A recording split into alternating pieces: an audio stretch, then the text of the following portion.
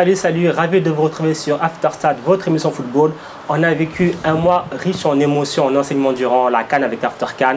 C'est notre rentrée des classes, on est de retour sur ce plateau. On commence tout de suite par le sommaire parce qu'il y a deux thèmes, je pense, qui vont beaucoup faire parler. D'abord, on va revenir sur les nominations pour les distinctions majeures dans le football actuellement. On a vu les FIFA The Best, le joueur de l'UEFA remporté par le néerlandais Virgil van Dijk. Mais on a noté qu'il manquait des joueurs africains. Pourquoi est-ce que les Africains ne sont pas en rendez-vous? On s'est posé cette question, on va essayer de savoir pourquoi. Ensuite, direction la Première Ligue, mais pas seulement, aussi la Serie A et aussi la Russie avec de nouveaux épisodes racistes. La saison a à peine commencé que Paul Pogba, Marcus Rashford ou encore Romelu Lukaku ont été victimes de racisme sur le terrain, mais aussi sur les réseaux sociaux. On va revenir sur cette recrudescence du racisme et aussi pourquoi est-ce que les instances mettent du temps à réagir. Ça, c'est pour le menu, un menu copieux parce que je sais qu'il va faire débattre. Pour m'accompagner en plateau de choix aujourd'hui, Richard Naha, le journaliste d'AfricaFoot.fr, le fondateur d'AfricaFoot.fr. Bonsoir Richard. Bonsoir Mansour. Ravi de t'avoir à nouveau parmi nous. Ouais, ça va. Après un mois à la CAN, ouais. C'était très compliqué. Mais je suis ravi de revenir avec plaisir.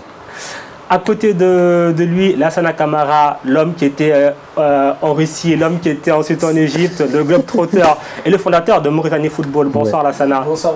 Ravi aussi de t'avoir à nouveau parmi nous. Merci. Et notre invité du soir, parce que maintenant, chaque fois qu'il y aura Afterstad, il y aura un invité. Il est guinéen, c'est Alia Camara, le président de l'association d'aide aux jeunes footballeurs. Bonsoir Alia. Bonsoir. Ravi de vous avoir parmi nous. Toujours. On parlera de l'association en fin d'émission et également aussi d'un projet que vous avez, un match que vous allez mettre en place normalement au mois de mai prochain, c'est bien ça? Oui, pour venir en aide pour les enfants orphelins de Guinée. D'accord, on parlera un petit peu de tout ça en fin d'émission. Vous voyez qu'il y a vraiment un beau projet. D'ailleurs, si vous voulez en savoir plus sur le projet de Alia Camara, on en parlera plus en fin d'émission. On partagera aussi tout ce qu'il faut sur les réseaux sociaux. Messieurs, je disais en introduction, donc on va commencer par ces distinctions. On a vu Virgil van Dijk élu meilleur joueur de l'UEFA pour la Ligue des Champions. Juste là, tout à l'heure, les FIFA The Best, les trois nominés, Van Dijk, Ronaldo, Messi, encore pas de nouveauté, j'ai envie de dire. Mais avant de parler de l'absence des Africains, est-ce que pour Van Dijk, c'est mérité? Déjà, on parle déjà là du trophée UEFA, du joueur d'année. Bon, c'est moi qui commence. Vas-y, Richard. Je pense que au-delà de tout, le trophée de Van Dijk, il est mérité. Oui. Mais je pense que ça nous rappelle un peu l'époque de 2006 où on a un joueur qui cartonne sur le football européen et sur le football africain, Samuel Eto'o. Effectivement. Qui s'est vu, parce que l'Italie avait gagné la Coupe du Monde, la FIFA a préféré donner le ballon d'or à Cannavaro. Moi, ça part d'un principe simple. C'est que déjà, ça part de la solidarité africaine. Parce que nous, les Africains, on n'est pas très solidaires. Parce qu'il faut aussi dire, ceux qui votent, il y a des Africains dedans. On est 54 pays africains. Dans 54 pays, on n'est pas capable de faire l'unanimité derrière un seul joueur. Ça veut dire qu'il y a un problème. Ouais. Qui sont ceux qui votent? Ce sont les entraîneurs, ce sont les journalistes, ce sont les joueurs. Mais est-ce que un joueur peut faire l'unanimité? Quand vous voyez par exemple, on va dire bon, ok, le trophée de Van Dijk c'est juste c'était l'UEFA, mais à l'UEFA il y a bien des Africains. À l'UEFA il y a pas, quand je dis il y a que des Africains, il y a des Africains qui ont participé à ce vote. Bien sûr. Pourquoi est-ce que les Africains n'ont pas sollicité, n'ont pas plébiscité soit Salah, soit Mané? Pourtant, après, peut-être qu'ils l'ont fait, mais qu'après, ils sont minoritaires aussi. Il y a ça qui joue. Mais oui, c'est de ça que je parle, puisque si on sort la liste des 3 nominés, ouais. Ça veut dire qu'il y a bien un 4e, un 5e, un 6e. Mais ils sont 5e et 6e, comme d'habitude. Voilà, 5e et 6e. Ça veut dire que au sein de la corporation footballistique africaine, ils n'ont pas fait masse. Ouais. Parce que même ces nominations, c'est des sélections, c'est les entraîneurs de clubs, c'est des joueurs qui ont joué la Champions League qui élisent ces gens. Mais pourquoi est-ce que la majorité des joueurs africains qui font l'ossature parfois de certains clubs en Europe n'ont pas plébiscité ces gens? Alors justement, on a vu Van Dijk, il a donc remporté le trophée des meilleurs joueurs de l'UEFA. Il est aussi en lice pour les FIFA The Best, donc avec Ronaldo et Messi. Pourtant, bon, ok, Van Dijk il a gagné la Ligue des Champions.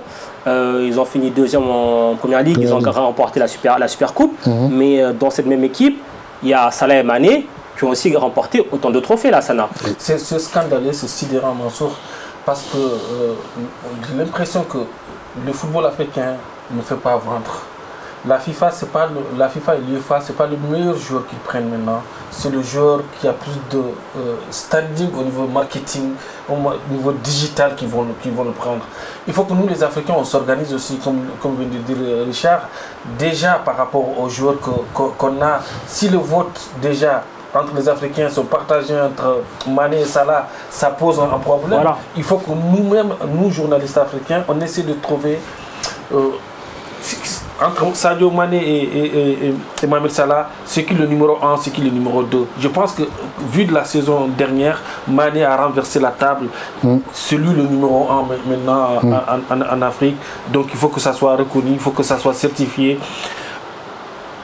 C'est un long travail que tous les journalistes sportifs africains doivent faire, c'est de se battre pour donner une bonne image du football africain, vendre le football africain, diffuser le football africain, traiter le football africain, parce que les autres ne vont pas le faire à notre place. Les autres vont choisir. Il y aura toujours un Brésilien, les Sud-Américains sont forts pour ça. Il y aura toujours oui, il y a ça aussi, et juste, je coupe après, on va revenir dessus. On a l'impression, allez, vous me dites si je me trompe, on a l'impression que chaque fois qu'on voit les nominations, il y a toujours Ronaldo, Messi et un troisième. On a l'impression que les deux, ils sont indéboulonnables, que quelle que soit leur saison, par exemple, je ne sais pas, mais Ronaldo, il n'a pas fait une saison exceptionnelle la saison dernière, et pourtant il est nominé partout. Est-ce que du coup on nomine le meilleur joueur du moment, ou il est nominé parce que c'est un des deux plus forts? Moi je dis franchement, au niveau du football, le football n'est plus comme avant, parce qu'il y a eu beaucoup de changements. Moi je parle par rapport à ce que je vois au niveau du football, parce que pour moi il y a Nike et Adidas qui fonctionnent, qui Ronaldo et Messi. C'est pas bon. Parce que là, le gros problème, c'est quoi? Il y a eu combien de joueurs qui devraient avoir Ballon d'Or qui n'ont pas eu de Ballon d'Or? Si Samuel Eto'o, comme je dis Richard, si Samuel Eto'o était brésilien, il allait avoir même 2 Ballons d'Or. S'il était brésilien. Mais il n'a pas eu de Ballon d'Or. Pourquoi? Même si les Africains n'ont pas été soutenus par les Africains, mais tout ce qu'il a fait au niveau du football, il n'a pas été récompensé. C'est dommage. Malgré tout, franchement, à part de ça, il y a combien de ballons d'or que comment on appelle ça, Messi a eu et puis Cristiano a eu, et qu'on pouvait donner ça aux autres joueurs. Et comme Richard avait touché une partie aussi par rapport à comment on appelle, Cannavaro, le ballon d'or qu'il a reçu. Mais si on parle de ballon d'or, parce que Cannavaro il a pris la Coupe du Monde, et le ballon et Iniesta, il a pris la Coupe du Monde. Mais est-ce qu'il a eu le ballon d'or? Ils l'ont donné ça à qui? Ils l'ont donné à Messi.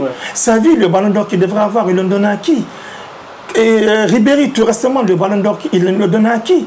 On n'a jamais vu ça, de reporter le match et que Cristiano Ronaldo va marquer triplé. Mais après, moi, c'est le football, le problème des ballons d'or, ça me fatigue. C'est vraiment une histoire qui me fatigue. C'est un truc que je ne débat jamais. Est-ce que ça veut dire que c'est un trophée qui, au final... non, c'est un trophée plus marketing que... C'est un trophée qui est vu de sa substance. Le trophée n'est plus le ballon d'or. N'est plus de valeur. Moi, c'est ce que je dis. Ça ne représente plus rien parce que le choix, le vote sont pipés pour moi. C'est pas sérieux. Après, est-ce que ça va pas changer vu que France Bleu a repris un petit peu la main dessus, ils vont essayer de... Non, mais moi je pense que même si France Football reprend la main, c'est quasiment pareil. Parce qu'il faut qu'on recentre les choses.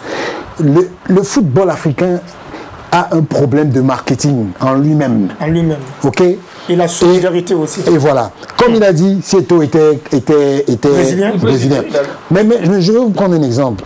Dernièrement, il y a eu le vote du meilleur but pour pour la Coupe du Monde féminine.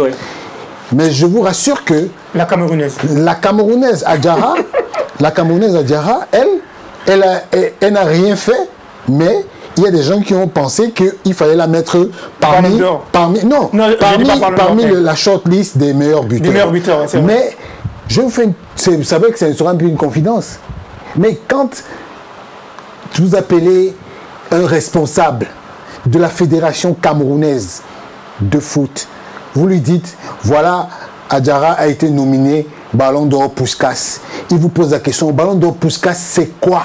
Ça représente quoi pour le Cameroun? C'est-à-dire que mentalement, je ne comprends pas comment quelqu'un peut dire ça. C'est-à-dire qu'il est direct, il est dirigeant d'une fédération de football. Il est incapable de savoir quel est l'enjeu d'un prix qu'on appelle le prix Puskas. Ok, ça c'est déjà là à la base, c'est mort parce que tu auras beau lui expliquer tout. Les gens qui votent, c'est des gens lambda, c'est des journalistes. Mais les journalistes africains, ils sont combien de journalistes qui regardent même le lien, ils sont incapables de... Et qui maîtrisent aussi. Oui, non, ils vont... Non, c'est sur ton téléphone. Richard est en train de dire, c'est que la Fédération camerounaise de football, au lieu de dire que nous avons une jeune fille qui a marqué un but extraordinaire, si ce but était marqué par Ronaldo ou Messi, ça allait faire tout le monde. Surtout l'enjeu, parce qu'elle le met la dernière minute. Elle le met la dernière minute. C'est un but qui qualifie à la dernière minute, un but super. Au lieu que la Fédération camerounaise de football, sachant que ce but a été nominé, de faire une campagne marketing autour sur Twitter, sur Facebook, sur les réseaux sociaux, ils n'ont rien fait parce qu'ils ne sont au courant de rien. Qu'est-ce qu'il est truc? Si elle gagne le trophée, ça va nous donner combien en euros? Exactement. Moi, je continue. Parlons du ballon de France Football. Oui. Comme tu as dit, que peut-être comme France Football, il y a combien de journalistes africains qui votent? France Football aujourd'hui, il publie les résultats, il publie les noms. Voilà, tel monsieur a voté pour tel. J'ai été curieux l'an passé. J'ai regardé aussi. Voilà. J'ai gardé ça en douce, j'ai regardé. Les journalistes africains, ils votent qui? Ils votent Messi, ils votent Ronaldo, ils votent des gens qui jouent même à Naples. Et en 4e et 5e position, ceux-ci te disent non, pour ne pas faire genre, je vais voter. Parfois, il y a d'autres qui votent carrément des Européens et des Sud-Américains. C'est des Africains. Et aujourd'hui, moi, par rapport à ce ballon d'or France Football, moi, j'ai envie de dire un truc. Il faut que France Football, moi, je n'avais pas envie de les nommer, de les citer nommément, mais je veux dire, il faut qu'ils sachent qu'il y a une nouvelle génération de journalistes qui sont sur la place, qui nous évitent de nous prendre des anciens journalistes qui sont là et qui sont même plus au fait de l'actualité du foot africain parce qu'ils ont changé de métier, ouais. Ils sont déjà dans des ministères dans leur propre pays, ils ne sont même plus dans le milieu du foot. Ouais. Moi, ce qui me chagrine, c'est que nous-mêmes on est incapables nous-mêmes de faire la promotion de nos propres talents. Mais ça, c'est la faute à qui, justement? Ça, c'est la faute aux journalistes. C'est la faute aux journalistes. Mais non, alors, moi, je vais me faire l'avocat du diable. Juste, après, on va dire ça pour les journalistes, d'accord. Mais, messieurs, vous êtes tous journalistes, oui. À part Alia qui est notre invité. Oui. Est-ce que souvent aussi, les joueurs africains, il n'est pas responsable parce qu'il ne se met pas assez en avant? Est-ce que lui-même, il a envie de se vendre? Je prends un exemple tout bête. Okay. Sadio Mané, que tout le monde dit que voilà, il a fait une saison folle, il a fini co-meilleur buteur. Sadio Mané, c'est quelqu'un de très humble, quelqu'un de très réservé, oui. Qu'on ne verra jamais en avant. Est-ce que ça aussi, c'est pas quelque chose qui leur fait défaut?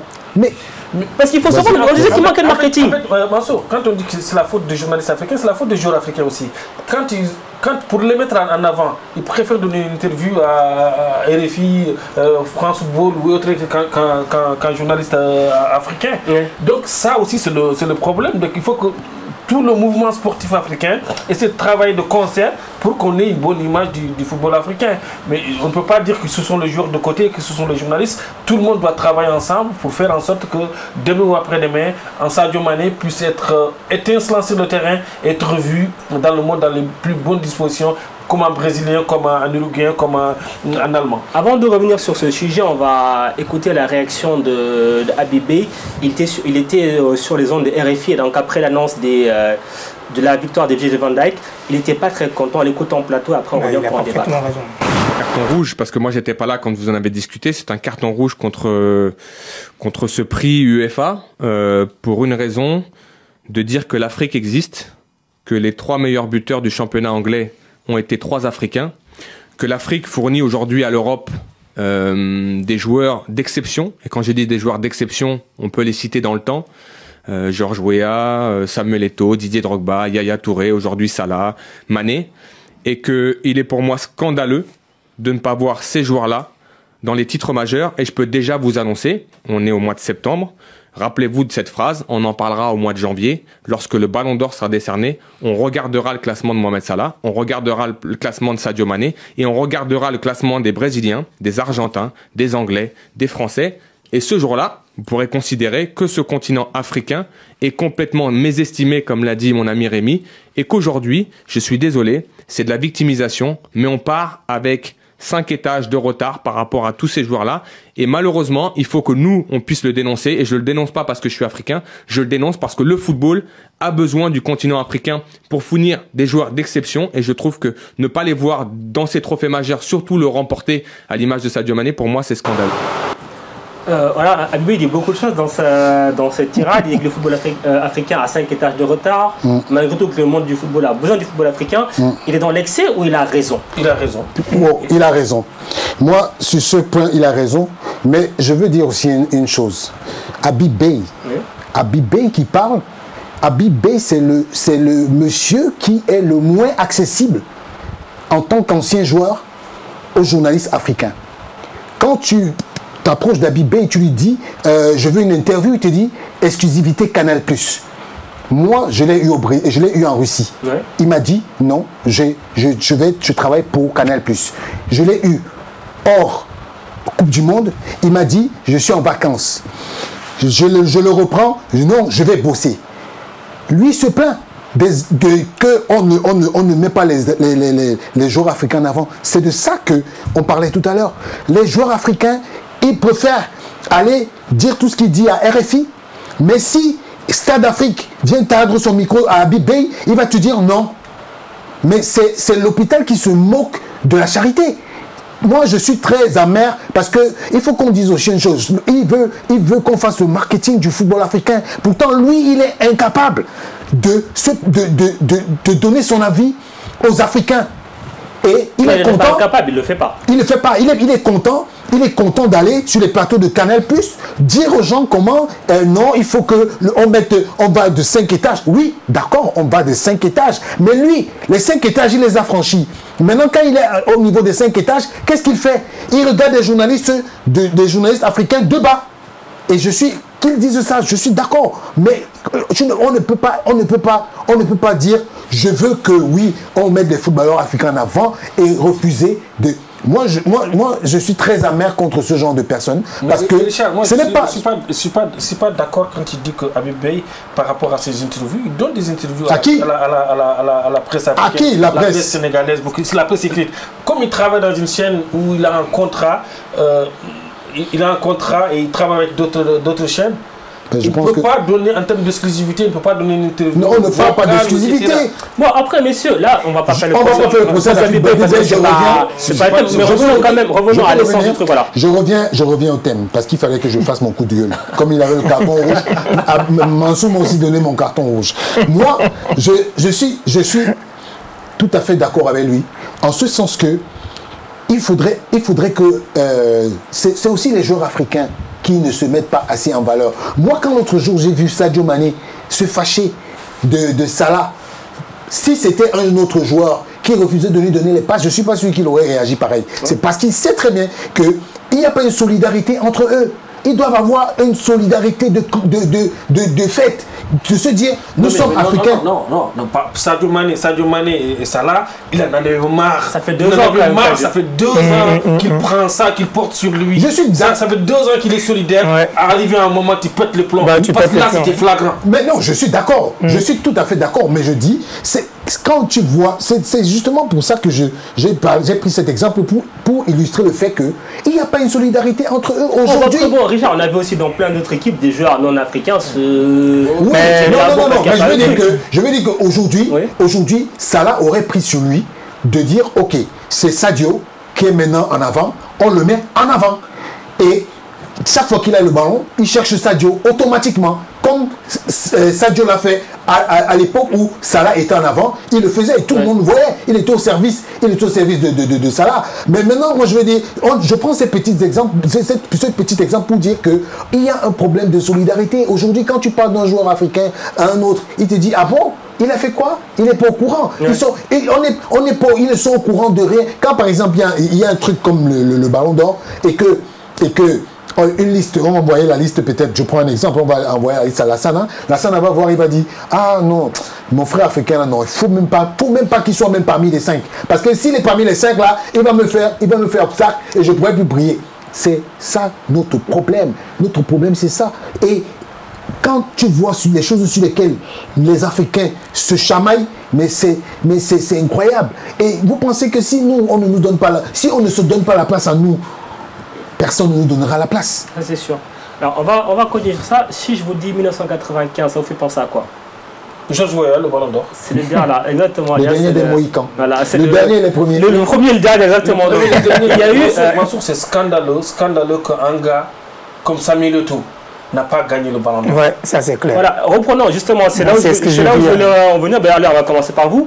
Quand on voit la saison que fait Samuel Eto'o avec l'Inter, quand il gagne tout, Ligue des Champions, championnat, les coupes, tout ça, 0 pointé, hein, même pas dans les 3 premiers.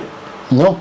On a vu aussi Drogba avec la carrière qu'il a fait, il aurait pu Comment est-ce qu'on peut expliquer que des joueurs comme ça, qui je pense même peut-être ont une aura qui est supérieure à celle des Mané et Salah actuellement, n'ont pas eu cette reconnaissance-là? Si eux ne l'ont pas eu, comment est-ce qu'on peut espérer que les plus jeunes, leurs petits frères actuellement, puissent l'avoir? Bah, c'est vrai, c'est une très très bonne question. Au fait, le problème des... Moi, c'est ce que j'ai dit, j'ai vraiment résumé par rapport à Samuel Eto'o, parce que tout ce qu'il a fait pour le football africain et tout ce qu'il a fait aussi en Europe, Samuel Eto'o mérite une récompense. 10 000 fois le ballon d'or. 10 000 fois. Mais c'est comme j'ai dit tout à l'heure, je dis Samuel Eto'o était brésilien, il allait avoir 2 ou 3 ballons d'or. Je te prends un exemple simple. Attends, je te coupe pas s'il te plaît. La finale Arsenal-Barcelone, tu te souviens, c'était en quelle année? Au Stade de France, là. Au Stade de France. Arsenal-Barcelone. Tu sais où Messi était? Non. Il était au banc de touche. Il était au banc de touche, il n'était même pas titulaire avec le numéro 30. Il ne comptait même pas. Il a remplacé Iniesta à cette finale. C'est bizarre parce que 2 ou 3 ans après, le même petit 30 gagne un ballon d'or devant Eto'o. Eto'o joue encore. Ok? À ce moment-là, il était en Angleterre, je pense. Mais je veux dire que, regardez Eto'o à cette époque-là, il a survolé, il nageait sur le football mondial. Bah oui. Il nageait. Le but qu'il marque, c'était 1-1. Et le but qu'il marque... C'est même pas Eto'o, on dit monsieur Eto'o. Voilà. Non. Mais si c'est qu'il a fait, franchement... mais je veux dire que je suis parfois le premier à critiquer Samuel Eto'o, mais il y a une chose qu'on ne peut pas lui enlever, c'est sa carrière footballistique. C'est un monsieur qui vraiment est un exemple. Si un joueur a décidé de jouer au foot en Afrique et qu'il suit l'exemple de Samuel Eto'o, franchement, il ira loin. Mais maintenant, quand on prend un joueur comme Cannavaro, après son ballon d'or, qu'est-ce qu'il devient? Rien du tout. Rien. Du coup, monsieur, alors est-ce qu'on va rentrer? Est-ce que ça veut dire que là, on n'est plus dans les critères sportifs? Non. Alors, c'est quoi les critères? C'est ça le truc? Ou alors c'est la discrimination? Les critères, c'est qu'il y a 2 sponsors qui sont là. Voilà. Il y a 2 sponsors qui sont là, qui choisissent qui va devenir ballon d'or. Voilà. Le reste, là, on est en train de parler de la dictature. Moi, même quand Richard... Regarde comment j'ai tout fait. Richard, quand on dit tout à l'heure les votes des pays africains, qui étaient les journalistes africains, même si les 54 pays africains là, votent pour le même joueur, il ne va pas passer. Il ne va pas passer. Mais au moins, quand même, on fait l'effort. Ça veut dire que en fait, les dés sont pipés d'avance.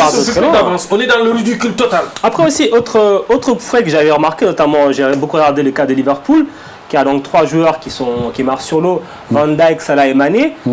Quel est celui qui est le plus mis en avant sur les réseaux sociaux? C'est Van Dijk. Mais écoute, quand tu dis que Van Dijk est mis le plus en avant, quand tu dis qui a mis ça en avant? C'est les journalistes.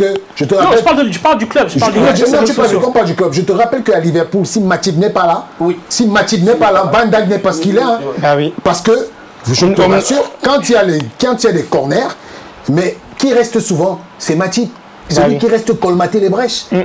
Ah oui, mais il ne faut pas... On est un peu dans... En plus Richard, quart de finale, demi-finale, finale, quand on dit que ça fait 600 minutes, 700 minutes que Van Dijk n'a pas été dribblé, c'est qu'il fuit le ballon. Il fuit le ballon. Il fuit le ballon. Il se met derrière. Non, il pense pas à la statistique. La statistique là. La statistique est tombée quand? C'est que l'autre jour, Nicolas Pepe lui a mis dans le vent. Dans le vent. Et attends, mais c'est ça que je suis en train de dire. On est un peu dans l'hypocrisie Tigana Platini, où on dit que non, Platini est le bon joueur, pourtant c'est Tigana qui fait tout le jeu et donne juste les ballons. Ça veut dire que quoi là, c'est du lobbying là, clairement. C'est du lobbying. C'est clair, il a dit. Et il a dit dès le départ, il a dit c'est un problème de Nike et Adidas. Il faudrait que aujourd'hui, pour que tu gagnes le ballon d'or, que tu sois, on dirait que c'est une secte où il faut, si tu n'es pas dans la secte, monsieur, vous êtes repoussé. Mais ça revient à la phrase que Griezmann avait dit au début de la saison, je ne sais pas si l'année dernière, etc., que maintenant il veut manger dans la même table que Ronaldo et Messi. Exactement. Donc pour avoir le ballon d'or, il faut avoir l'occasion de manger dans cette table. Non, mais là, il s'est invité à la table parce que maintenant il joue dans le même club que Messi. Mais non, là c'est compliqué. Bon, même si on s'éloigne un peu, Griezmann joue dans le même club que Messi. Dépasser Messi, ça va être compliqué au Barça. Non, attends, il faut pas qu'on enlève le talent de Messi et Ronaldo, parce que c'est aussi des exemples de boulot, de travail. Mais je veux dire qu'au-delà de ça, on a une décennie, on a presque 9 ans, parce que ces deux-là, Messi et Ronaldo, ils se sont partagés le ballon d'or à partir de 2010, ils se sont partagés le ballon d'or jusqu'à cette... Et je vais vous prendre un petit exemple. Remarquez, aujourd'hui, on a eu, l'UEFA a nommé Van Dijk, Messi et Ronaldo. Souvenez-vous l'année dernière, quand Modric a eu son ballon d'or, est-ce que vous avez vu Messi et Ronaldo venir participer au truc? Non. C'était une pression qu'ils ont mis. Et ils ont dit, si vous n'êtes pas d'accord avec nous, on ne vient plus. On ne vient plus. Et donc, vous êtes obligé de marcher. Donc, ça là, on est bien content pour lui. Mané, on est bien content pour lui. Mais sauf que eux, ils ne représentent rien. Leur continent ne représente rien. Tu sais pourquoi leur continent ne représente rien? C'est parce qu'à la tête de nos fédérations, excusez-moi, à la tête de nos fédérations, c'est pas toutes les fédérations, parce qu'il faut pas aussi, quand je dis il y a des aventuriers qui viennent et qui sont là. Ils ne savent même pas ce pourquoi ils sont là. Qu'est-ce qui les intéresse? Ah oui, quand ils viennent, ils se sont filmés avec le président Ahmad, ils font les petites photos, ils envoient sur les réseaux sociaux. C'est ça les présidents de fédération, ils n'ont rien dans la tête. Je suis désolé. Il n'y a pas de politique en fait. Il n'y a aucune politique qui est mise en place. Je dis encore, et je prends l'exemple de la Mauritanie, je suis désolé, mais la Mauritanie c'est un exemple. C'est bizarre, mais c'est un exemple. Parce que c'est bizarre. Non, c'est bizarre. Ils ont bossé. Ils bossent et ça se voit. C'est la preuve que même si on ne peut pas dire que le président Yaya fait l'unanimité dans son pays, parce que personne ne fait l'unanimité nulle part. Mais voilà quelqu'un qui a quand même eu un projet et il s'est dit, mais purée, il faut que je mette mon pays à un niveau acceptable. Il a commencé par le CHAN. Ils se sont qualifiés 2 fois pour le CHAN et ils se sont qualifiés pour la CAN. Mais qu'est-ce que vous pouvez reprocher? Mais il y a des présidents de fédération qui sont là, ils aiment les voyages, ils aiment les frais de mission. Non mais Richard, c'est pas à ce niveau-là. Si, c'est à ce niveau, ça commence à voir. À ce niveau de, est-ce que l'autre travail. Mauritanie, ils font un bon travail sur le terrain et marketingement, ils font un bon travail. Ils ont un site internet, ils ont des réseaux sociaux, etc. Il y a beaucoup de fédérations en Afrique qui n'ont même pas de site internet. Mais c'est de ça qu'on parle. Ils n'ont même pas de page dans les réseaux sociaux, tout ça. Donc si on ne met pas en avant nos championnats, nos joueurs, parce qu'un joueur brésilien... Mais qui met en avant les championnats? C'est les fédérations. Un joueur brésilien, depuis 15 ans, 16 ans, on le repère, on le connaît. Mais oui. Mais aujourd'hui, un pays comme le Sénégal, par exemple, le joueur qui brille samedi, lundi, il est en France, il signe à FC Bruges ou il signe à Metz. Donc il faut qu'on arrive à faire en sorte que nos footballs africains soient vus. Qui commence à faire, qui fait ce marketing? C'est nous les journalistes. Et je prends encore à témoin certains parmi nous.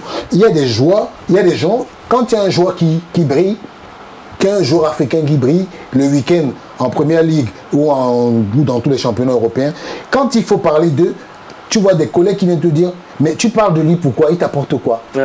Mais on est où là? On est dans quoi? On est dans quel... Donc aujourd'hui, on ne peut plus parler naturellement d'un joueur parce qu'il faudrait que tu gagnes quelque chose. Voilà le problème. Le problème, c'est ça. Je vais voter Mané. Pourquoi? Il m'apporte quoi? Il me donne quoi? Mais c'est ça notre problème. Et quand tu votes pour Messi, tu donnes quoi? Mais justement, quand tu votes pour Messi, il m'a coupé. Mais justement, je voulais dire, quand tu votes pour Messi, il te donne quoi? Il te connaît même pas.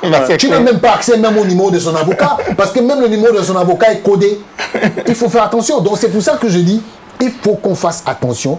Que nous, aujourd'hui, parce que moi, je peux vous dire, je suis le premier qui relaie souvent les informations de Stade d'Afrique. Quand je vois une information sur Stade d'Afrique qui peut concerner les gens, je le fais, je le copie, je dis source Stade d'Afrique. Ça fait en sorte que même si les gens ne vont pas sur Stade d'Afrique, ils peuvent chercher. Mais combien il n'y a pas de solidarité? Et ils gagnent rien en faisant ça. Ils gagnent rien en faisant ça.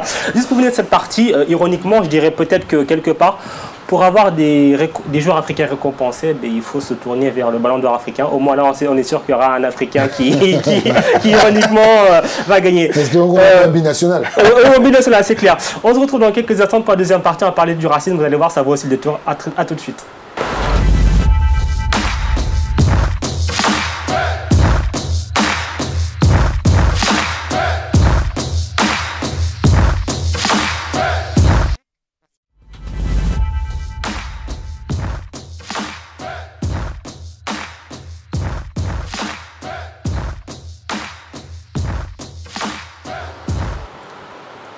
After Stade, deuxième partie, toujours accompagné de Richard Nah, Lassana Camara et notre invité Alia Camara. Il y a deux Camara aujourd'hui, le président de l'association sportive d'aide aux jeunes footballeurs. Messieurs, on a beaucoup parlé donc de ces distinctions qui font beaucoup parler. On va parler aussi d'un autre sujet très polémique, c'est le racisme dans le football. On a vu beaucoup d'épisodes en à peine un mois, même pas un mois après la reprise des principaux championnats européens. Il y a un sujet d'Anthony Teixeira dessus qui fait le point sur ce qui s'est passé notamment en première ligue avec Pogba et Rashford. On le regarde et puis après on vient en plateau pour débriefer sur tout ça. Pendant que la rencontre entre l'OGC Nice et l'Olympique de Marseille était interrompue ce mercredi pour des chants et banderoles homophobes, les affaires de racisme continuent de hanter les stades à travers l'Europe. Si ce phénomène se voyait surtout en Russie et en Italie jusque maintenant, le racisme n'a désormais plus de frontières dans le football. Dernière affaire en date, celle de Paul Pogba avec son club de Manchester United. Le jeune champion du monde a été victime d'insultes racistes après un penalty manqué face à Wolverhampton. L'affront a eu lieu sur les réseaux sociaux et Manchester United a immédiatement défendu son milieu de terrain via un communiqué. Pogba, très engagé dans la lutte contre le racisme, a également répondu à ces insultes en postant une photo de lui, son bébé dans les bras, devant des photos de Martin Luther King et de son père décédé, avec ce message poignant. Mes ancêtres et mes parents ont souffert pour que ma génération soit libre aujourd'hui, pour travailler, pour prendre le bus, pour jouer au football. Les insultes racistes sont de l'ignorance et ne peuvent que me rendre plus fort et me motiver à me battre pour la prochaine génération. Marcus Rashford, qui avait défendu Paul Pogba après l'affaire de Wolverhampton, a également été victime d'injures racistes une semaine plus tard pour les mêmes raisons. Après avoir manqué un penalty lors de la défaite face à Crystal Palace, le jeune attaquant anglais a reçu des messages haineux via les réseaux sociaux. Deux affaires qui laissent planer le doute sur l'efficacité des dispositifs antiracisme mis en place en Europe, mais aussi à l'échelle internationale. Il s'agit de la 4e affaire de racisme en première ligue cette saison, après celle relatée par Yakou Meïté et Tammy Abraham. Alia, je me tourne vers vous qui avez été footballeur. Le racisme, c'est quelque chose que vous avez connu un petit peu, que vous avez subi? En gros, pas moi, mais j'ai connu des amis qui ont beaucoup subi par rapport à ça. Mais moi, je dis, franchement, c'est un manque de respect. Et puis, en plus, c'est quelque chose... les gens ne veulent pas prendre la FIFA, l'État, et comment on appelle ça? Les ligues aussi. Les ligues, ils ne veulent pas. Franchement, ils ne veulent pas. Franchement, c'est quelque chose qui, s'ils veulent vraiment... Et puis aussi, je condamne aussi les joueurs. Parce que si tu es joueur, étant un joueur, qu'on siffle le truc de racisme, mais tous les joueurs, si tous les joueurs décident de sortir sur le terrain, à chaque fois ça se fait, ça va s'arrêter. Mais il y a toujours un joueur qui sort et il y a les autres qui le retiennent, des trucs comme ça. Moi, j'ai dit que tous les joueurs devraient être solidaires. D'abord, la solidarité, parce qu'on sait que la FIFA, il ne se manifeste pas, la Ligue ne se manifeste pas, l'État ne se manifeste pas, il n'y a personne qui se manifeste. Mais pourquoi les joueurs ne prennent pas les choses en main? Entre eux, la solidarité. Est-ce que du coup, ce n'est pas une hypocrisie? Parce qu'on a beaucoup entendu, notamment la dernière fois, quand il y a eu une histoire avec Blaise Matuidi, lors du match contre avec la Juventus, Cagliari, un truc comme ça. Et après, Kalidou Koulibaly aussi. Et l'entraîneur de Naples, Carlo Ancelotti, avait dit oui, la prochaine fois, on sortira du terrain. La prochaine fois, ça fait combien d'années? Ça fait combien d'années on dit la prochaine fois? La prochaine fois. Pourquoi les joueurs ils réagissent pas, c'est tout. C'est ça le problème. Mansour, je pense que la FIFA, bon, parce que la dernière fois qu'on était en Russie, on avait participé à un symposium sur le racisme. Et le racisme dans le milieu du football. Et moi, j'avais posé la question à un dirigeant de la FIFA en lui disant que, en fait, le racisme n'est pas que dans les stades. Le racisme aussi, c'est dans les métiers liés au football. C'est-à-dire que, prenons l'exemple d'un agent de joueur. Je pars de là pour revenir. Prenons l'exemple d'un agent de joueur en Afrique, qui est africain. Il n'a pas le droit de venir travailler en Europe, en Union européenne. C'est-à-dire que s'il dépose le dossier pour un joueur qui est censé venir ici, on va lui refuser le visa. Il y a un joueur algérien qui a eu un contrat de 4 ans. Il a fallu qu'on mette la pression pour que on lui a fait un refus, 2 fois le refus de visa, pour qu'il vienne travailler. Ça, c'est du racisme. Ouais.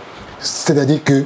Et ça, on met à côté. Prenons maintenant la FIFA. Dernièrement, la FIFA, ils ont voté un amendement tel que désormais, s'il y a un acte de racisme sur les terrains, l'arbitre peut arrêter le match. Ouais.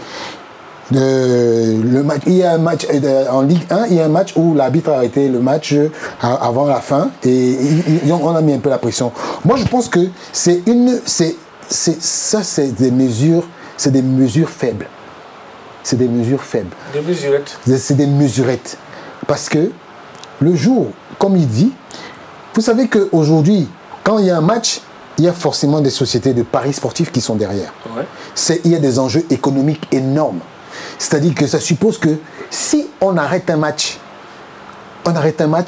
pour ces causes-là, il y a beaucoup de choses collatérales, il y aura beaucoup de dégâts collatéraux. Mais est-ce que justement, c'est pas ça le problème que j'en dise oui, mais attendez, on va juste pas arrêter un match parce qu'il y a 2-3 personnes dans un stade qui crient. Si la Ligue ne se manifeste pas, les FIFA ne se manifestent pas, pourquoi les joueurs ne se prennent pas les choses en main? Samuel Eto'o avait dit, on revient à Samuel Eto'o, il y avait une émission. Dans un documentaire, c'est vrai. Dans un documentaire, Samuel Eto'o avait dit, ça, tout ce que vous voyez là, c'est le jour où vous touchez la poche de quelqu'un, c'est là que vous allez comprendre. Parce que si à cause du fait qu'on a arrêté un match, vous avez déjà tous vos matchs bons, il y a un match qui a été annulé et que ça vous fait perdre de l'argent, demain ou après-demain, je suis sûr que si tu vois le mec qui a fait les sifflets pour qu'on arrête ce match, tu vas le buter. Parce que il t'a empêché de gagner de l'argent. Peut-être pas quand même. Non, oui, peut-être pas quand même, mais je dis, c'est parce que jusqu'aujourd'hui, la FIFA n'a pas encore perdu l'argent par rapport à ça. Normalement, aujourd'hui, les associations comme SOS Racisme... Mais Richard, c'est l'hypocrisie totale dans cette histoire-là. C'est ça. Parce que le racisme, c'est déjà dans la société. Comme tu avais dit, les métiers, comme on dit, les métiers nobles. Parce que pour beaucoup de gens, être footballeur sur le terrain, être noir, ça dépend de la physique et tout ça. Dès qu'on dépasse les métiers intellectuels, les entraîneurs, il y a combien d'entraîneurs noirs en France, en première division? Il y en a combien? Il n'y a pas beaucoup. Il y a Vieira. Entre guillemets. Il n'y a que Vieira et Oumar Daf en deuxième division. Il n'y a que 2. Il y a eu combien de joueurs, d'anciens joueurs noirs en championnat de France? Des millions. Mais sauf que ils ne sont pas compétents pour être entraîneurs quelque part. Donc, même au niveau de l'éducation, ça commence par là. C'est la base, ça commence par là. Et en plus, quand tu montres, tout ce que la FIFA dit, c'est de l'hypocrisie totale. La FIFA, il peut faire des discours, il peut mettre des stand-up, il peut mettre des drapeaux. Justement, c'est pour cela moi j'ai dit, tous ces problèmes-là, c'est entre les joueurs. Si, parce qu'on sait, franchement, si on entend FIFA, de dire ouais le match ça va être annulé, le cri de racisme ou des trucs comme ça va jamais se faire. Si on attend la Ligue, on va attendre pendant jusqu'à combien d'années? Donc si les joueurs, entre les joueurs, ils se décident, les deux équipes se décident et disent ils font ça, on va tous arrêter. Ils ne peuvent pas prendre 2, 4, 5, si tout le monde arrête, si tous les joueurs décident, ils disent on arrête. Franchement, le jour où ça va, comme il dit Richard, quand il va arrêter, parce qu'il y a des gens qui sont pariés, ils savent qu'ils vont perdre. Et là, le lendemain, ça va changer. Il y aura beaucoup de choses qui vont changer. Mais justement, sauf que ce que tu dis, sorti du stade, réglementairement, quand tu sors du stade, tu perds officiellement le match. Voilà. Après, c'est les deux équipes. Moi, c'est ce que j'ai dit. Moi, je parle de la solidarité. Il ne doit jamais faire ça. Il doit avoir des lois. Mais non. Non, oui, non, je suis d'accord. Mais alors, là, on revient sur ce qu'on dit tout à l'heure, c'est qu'il y a des discours de façade. Je reprends un autre discours de façade qui est institutionnel, je pense. Après, vous allez me dire oui ou non. Il y a un joli message derrière vous, Richard, le C'est no to racisme. On va le voir. Qui est, voilà, la FIFA fait beaucoup de campagnes dessus avec des banderoles, des bracelets, des machins, tout ce qu'on voit dessus. Est-ce que vraiment on combat le racisme avec juste des joueurs qui se mettent derrière une banderole, c'est notre racisme? Franchement, ça c'est les pubs. Est-ce que même ça limite c'est pas du marketing sur le racisme? Merci Manso. Moi je voulais te dire c'est le marketing, mais je vais te dire derrière ça, la FIFA gagne beaucoup d'argent parce que je vous dis encore, le racisme n'est pas que dans les stades. Le racisme c'est comme Manso, comme Lassana l'a dit, on préfère prendre un entraîneur qui est même incompétent. Parce que regardez un peu les entraîneurs qui sont dans toute l'île de France, dans les basses catégories, ce sont que des Noirs. Et tous les joueurs qui sont en équipe de France, ils ont été formés par ces encadreurs-là. Ce sont des Noirs. Mais on préfère les mettre là-bas parce que là-bas, il n'y a pas de visibilité. Vous bossez là-bas comme des malades. Et maintenant, les résultats, quand ils montent, les résultats, qui les prend? C'est le grand cru. Quand on va dire non, aujourd'hui Gourcuff c'est le meilleur entraîneur de France, c'est tout. Non, je suis en train de dire le racisme là. Ne regardons pas seulement ça dans le stade, même en dehors, même dans le staff. La vie quotidienne. C'est ce que je dis. Mais moi c'est ce que je te dis.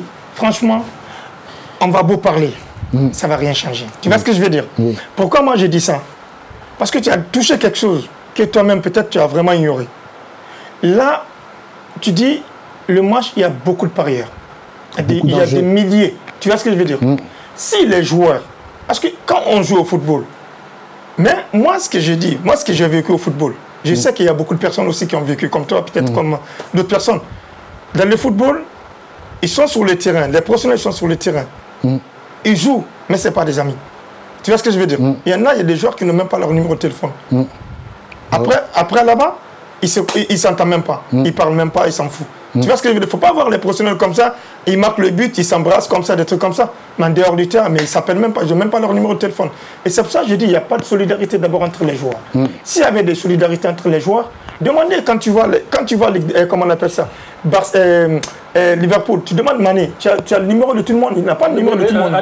Tu vois ce que je veux dire? Mais moi je parle d'abord entre les joueurs, ce qui se passe dans les joueurs, ce qui se passe dans le vestiaire. Et ce qui se passe, parce que c'est eux qui vivent, c'est eux qui sont en train de suivre, c'est eux qui sont en train de vivre dedans.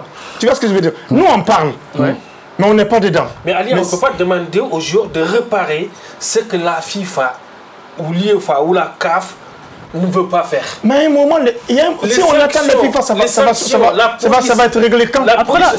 Exactement. La SANA utilise un bon mot, sanction. C'est quoi les sanctions? On a vu récemment, là le championnat de France a commencé, on a vu qu'il y a...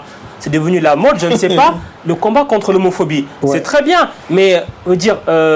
on a eu combien de débordements racistes aussi dans les stades? On n'a pas vu des matchs arrêtés. Mais justement, c'est ça le problème. Est-ce que ça veut dire que...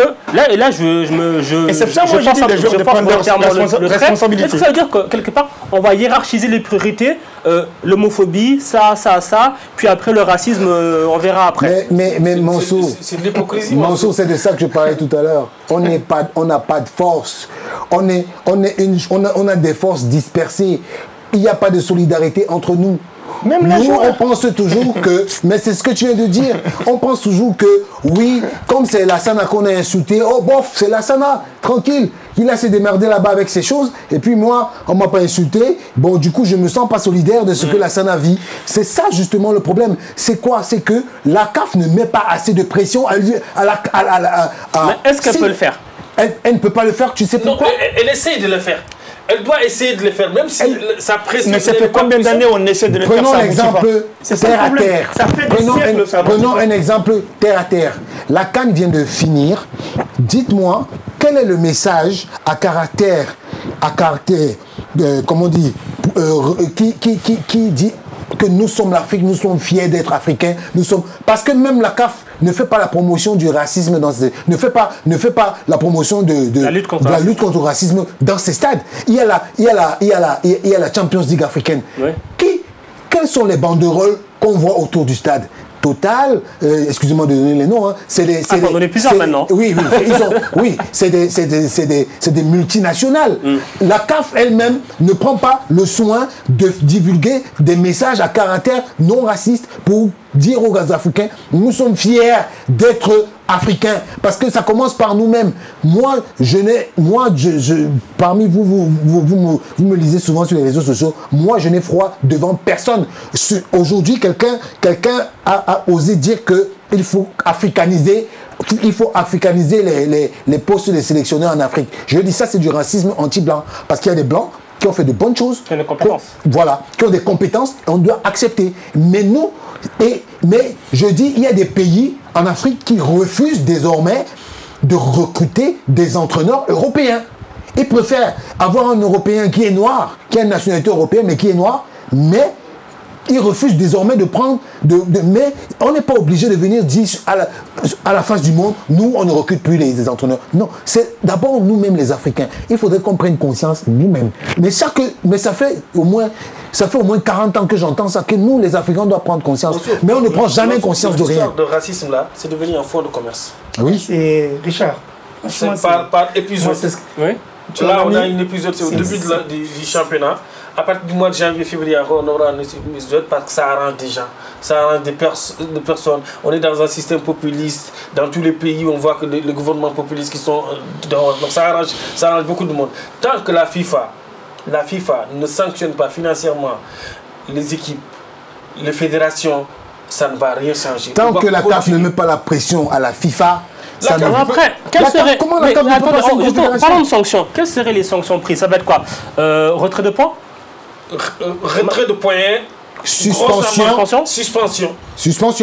Parce que je pense que si il y a un cri de... Si par exemple, je prends la ville... Messieurs, alors moi je prends un autre exemple. Supposons que... Allez, on va prendre un grand club italien, la Juve ou Naples. Allez, supposons qu'il y a un match qui se passe à la Juventus, il y a des cris au stade de la Juventus. Vous pensez vraiment que l'UEFA va sanctionner la Juventus ou que la Serie A va sanctionner le club de la Juventus parce qu'ils ont fait des insultes racistes envers Kalidou Koulibaly? Mais pourquoi pas? Vu la puissance de la Juventus. Non, mais justement... Est-ce qu'on n'est pas là en train d'idéaliser certaines choses? Non, mais justement, c'est de ça. Mais c'est pour ça que je dis, nous sommes faibles. Nous sommes faibles. Un Africain dans un stade européen ne représente rien du tout parce qu'il n'est pas fort. Pourquoi est-ce que les Sud-Américains ne subissent pas la même chose? Ils subissent aussi. Oui, mais sauf que, écoute, je dis, la proportion entre Sud-Américains noirs. Ah ben c'est la couleur aussi. Écoutez, je vais vous prendre un exemple très simple qui est dans la vie. J'étais dans un coin de la place à Paris. Je suis entré dans un magasin. J'ai parlé français. La dame me regardait. Après, elle a dit, il y a un Américain qui était derrière moi. Elle a dit, please, avec son ton américain. La dame, elle ne m'a même plus regardé parce que je parlais le français. Elle s'en foutait de moi. Elle regardait le noir américain parce qu'elle a plus de respect pour le noir américain. Peut-être qu'il a un plus gros portefeuille aussi. Tu as tout dit. C'est pour te dire, et c'est exactement ça. C'est-à-dire qu'un joueur africain, on sait que oui, tu es fort, tu t'appelles Sadio Mané, tu es du Sénégal, tu es fort, mais un gars comme Rashford, il est plus respecté en tant que noir en Angleterre que Sadio Mané. Mais il est aussi victime de racisme. Oui, je suis d'accord, il est victime de racisme, mais je veux te rassurer que les gens qui vont crier, s'il y a une proportion de gens qui vont crier fort... En fait, Richard, il ne faut pas qu'on rentre, on tombe dans le piège. En fait, les racistes, c'est qu'ils ont compris maintenant, un Sud-Américain, un Brésilien, quand il est noir, ils font tout pour le blaniser. Pour faire en sorte qu'on ne parle pas que c'est un blanc. Ronaldo, le vrai Ronaldo, le numéro 9, c'est un noir. C'est un noir. Mais tu ne vas jamais accepter que c'est un noir. Ils ont tout fait pour le mettre dans l'autre camp. Voilà. Voilà, c'est de ça que je parle. Du coup, donc, ils coupent le pont entre un noir sud-américain et un noir africain. Mais chers téléspectateurs, moi je me rappelle le dernier Alves, il faut qu'on regarde des choses. On n'est pas ici dans un débat où on veut opposer les blancs aux noirs. Je suis désolé. Ah ben non, c'est pas le but. C'est pas ça. Alors le but, c'est comment arriver à vivre ensemble. Il faut bien retracer les choses. Mais il faut que nous, les Africains, qu'on se respecte. Moi, j'ai beaucoup de respect pour Lassana. J'ai beaucoup de respect pour Mansour. Parce que leur parcours est le parcours des gens qui ont travaillé. Quand des gens travaillent, on doit les respecter. Quand ils il faudrait qu'aujourd'hui, demain ou après-demain, si on a un cas comme Lassana qui vit un problème de racisme, il faut que tous on se mette ensemble et on se dise, voilà, demain moi aussi ça peut m'arriver. Parce que si demain on se dit, non, c'est le problème de Lassana, on est tous morts. Parce que il faudrait qu'on soit comme des maîtres d'école. Aujourd'hui, quand un élève bat un maître d'école, même si l'élève a battu son pire ennemi, qui est un instituteur comme lui, ils vont se mettre tous contre l'élève. C'est exactement comme ça que nous, les Africains, on doit se mettre. Moi, je suis parti dans une ambassade, je peux vous rassurer, il y a une dame qui a dit, ici c'est, j'étais dans mon ambassade, elle dit, ici c'est chez moi parce qu'on était à l'ambassade de mon pays, dans son pays.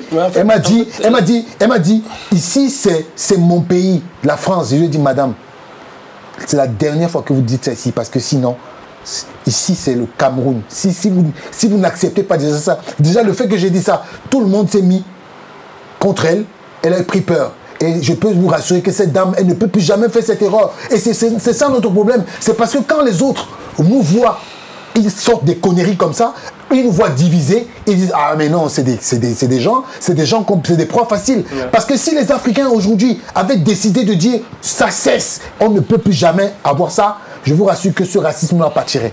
Mais il y a un autre problème quand tout à l'heure tu dis il faut que la CAF ait une force de proposition et de la puissance pour essayer de mettre pression sur la FIFA pour le racisme et tout ça.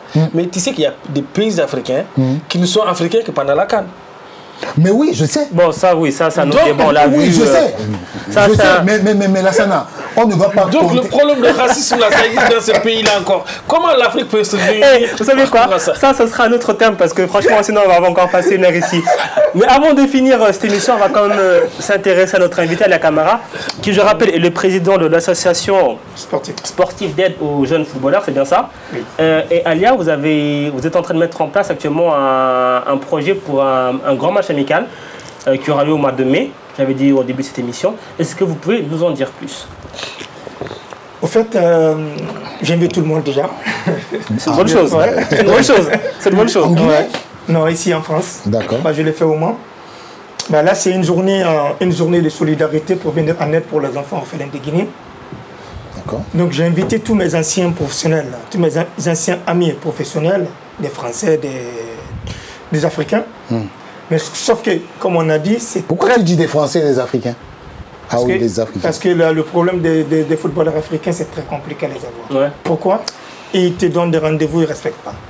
Et donc moi, je suis plus basé que les footballeurs français et que les footballeurs africains qui sont nés ici, par rapport aux footballeurs africains. Parce que les footballeurs africains te donnent rendez-vous, mais il ne va pas venir, ou à la dernière minute, ils te plantent. Donc moi, je suis plus basé par rapport à eux, par rapport aux footballeurs africains. Parce que c'est pour cela, des fois, quand j'organise des événements, ils sont plus là que les footballeurs africains.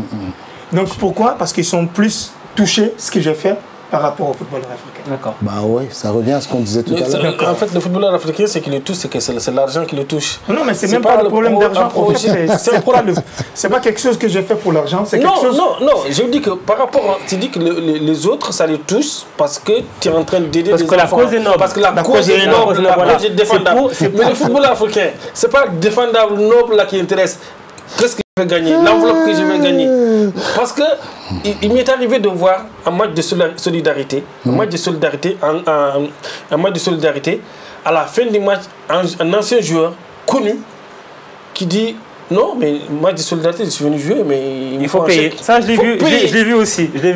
Pas le même. Donc, dès l'instant où on a cet état d'esprit-là, on ne peut pas mettre en valeur des projets comme le vôtre. Donc, il faut se battre. C'est un projet noble d'aider des jeunes en Guinée. Continuer à se battre, à se structurer. Le but, c'est de faire un match de charité. C'est de faire un match de charité. Donc, on a une dame en place en Guinée qui s'appelle Laurence, qui fait des bons boulots là-bas par rapport aux jeunes. Donc, nous, on essaye de construire des centres, de payer les écoles, les enfants qui sont jetés dans les caniveaux, dans des trucs. J'ai les photos, donc je peux vous montrer. Donc les enfants qui sont jetés, voilà, les bébés, des trucs comme ça. Et donc nous, on essaie de récupérer tous ces enfants-là. Laurence qui est là. Et il y a aussi des membres de l'association qui sont là, comme Hélène, la présidente de l'association. Et nous, aujourd'hui, ils sont tous des Français, je suis le seul Guinéen dedans. Donc nous, on se donne la main pour qu'on puisse faire développer, déjà pour faire connaître l'association ici en France. Moi, de mon côté, donc moi j'essaye d'attirer tous mes amis footballeurs, que ce soit des Guinéens, des Français, peu importe. Voilà. Donc j'essaye d'attirer les gens pour venir en aide pour ces enfants orphelins de Guinée. D'accord. Pour nous donner, parce que ce jour de match, nous on va récolter. Parce que moi, tous les clubs, la majorité des clubs où j'ai passé, donc j'ai essayé de les contacter pour être partenaire de l'événement. Donc il y a beaucoup de personnes qui sont touchées pour l'événement, donc qui vont être présents pour ça. Et donc moi j'invite tout le monde, j'invite aussi à des footballeurs guinéens, même si je ne sais pas si vous serez dispo ou pas, mais je vous invite aussi à être là. Donc, non, en tout cas, nous, on sera partenaire, il n'y a pas de souci pour couvrir. Juste, est-ce qu'il y a la date ou pas encore? C'est le 30 mai. Le 30 2020. Mai, au Mans? Oui, au Mans. Donc le 30 mai 2020 au Mans, rendez-vous est pris. Allez suivre Alia et l'association sportive d'aide aux jeunes footballeurs sur les réseaux sociaux. Ils ont une page Facebook notamment, etc. Il y a le site. Donc il y a toutes les infos aussi sur la page d'Alia. Nous aussi on partagera. Je pense qu'il faut aussi mettre en avant des causes nobles comme ça parce que c'est important, ça fait avancer les choses. Messieurs, merci en tout cas pour votre participation. Et nous on se donne rendez-vous lundi prochain. Même lieu, même heure. D'ici là, portez-vous bien. Allez, ciao, ciao, bonne soirée.